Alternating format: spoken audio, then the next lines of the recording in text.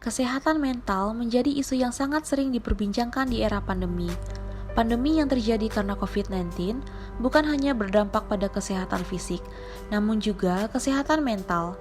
Literatur menjelaskan bahwa pada aktivitas seperti karantina, isolasi mandiri, dan menjaga jarak mempunyai efek terhadap kesehatan psikologi seseorang. Meningkatnya rasa kesepian dan berkurangnya interaksi sosial dapat menjadi faktor risiko untuk gangguan mental, seperti psikosefrenia dan depresi Aspek mayor. lainnya yang dapat memicu gangguan mental adalah stigma dan diskriminasi terhadap orang yang terinfeksi dan tenaga kesehatan yang menjadi lini terdepan.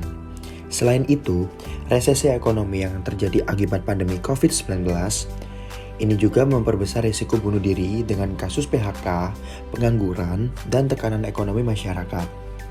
Perhimpunan Dokter Spesialis Kedokteran Jiwa Indonesia atau PDSKJI melakukan survei mengenai kesehatan mental melalui swab periksa yang dilakukan secara daring.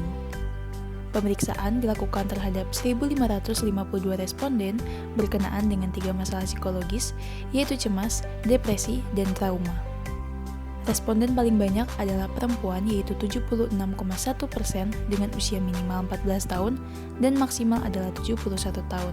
Dari hasil survei yang dilakukan, menunjukkan sebanyak 63% responden mengalami cemas dan 66% responden mengalami depresi akibat pandemi COVID-19. Gejala yang muncul pada responden yang mengalami cemas adalah khawatir sesuatu yang buruk akan terjadi. Khawatir berlebihan, mudah marah, dan sulit sekali rileks. Sementara pada responden yang mengalami depresi, gejala yang muncul adalah gangguan tidur, kurang percaya diri, lelah, tidak bertenaga, dan kehilangan minat.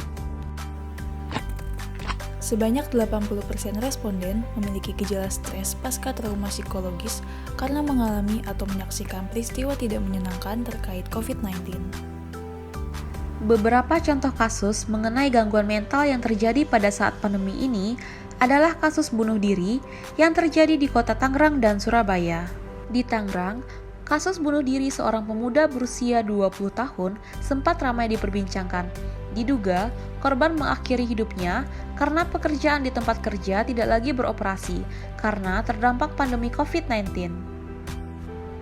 Tak jauh berbeda, di Surabaya, tepatnya pada penghujung Juli 2020, seorang pasien COVID-19 ditemukan bunuh diri dengan loncat dari lantai 6 Rumah Sakit Umum Haji Surabaya. Korban diduga mengalami depresi karena sudah 7 kali melakukan tes swab dan hasilnya selalu positif. Perlu dipahami bahwa adanya perasaan khawatir, takut, dan cemas adalah perasaan normal yang dirasakan oleh setiap individu ketika dihadapkan pada suatu masalah seperti pandemi ini.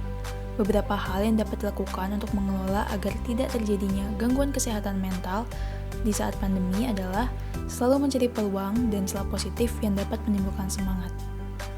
Menghindari bersikap takut akibat waspada berlebihan, berpikiran positif dan optimis, serta membina kehidupan spiritual dengan baik dapat dilakukan untuk menjaga kesehatan setiap individu.